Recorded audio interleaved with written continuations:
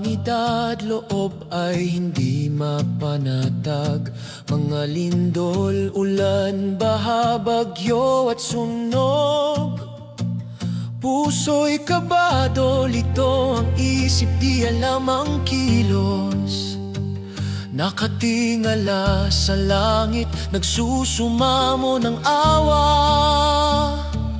Habang karamihan ay nahihirapan at balisa, ang iba naman ay nang-aasar at tumatawa.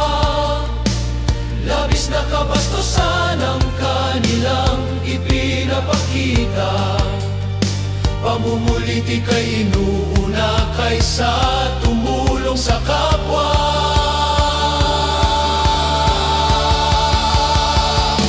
Ngayong panahon, bakit kailangan na magbangayan?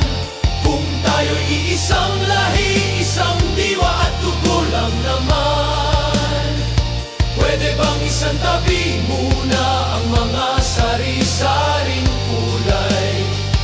Kulay na sumisira sa diwa ng tatak Pilipinong bayanihan.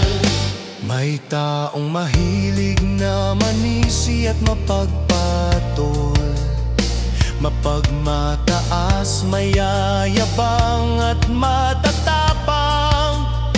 Animoy sila ang batas, pangulo at supremo.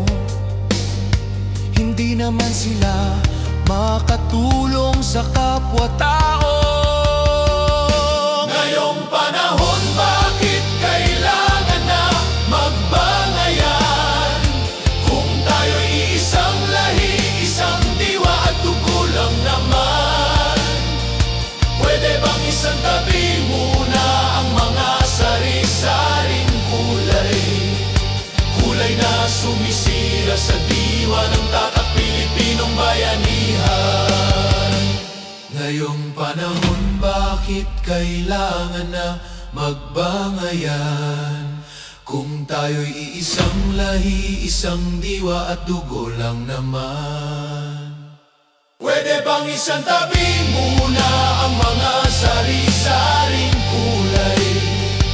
Kulay na sumisira sa diwa ng tatak Pilipinong bayanihan. Ngayong panahon,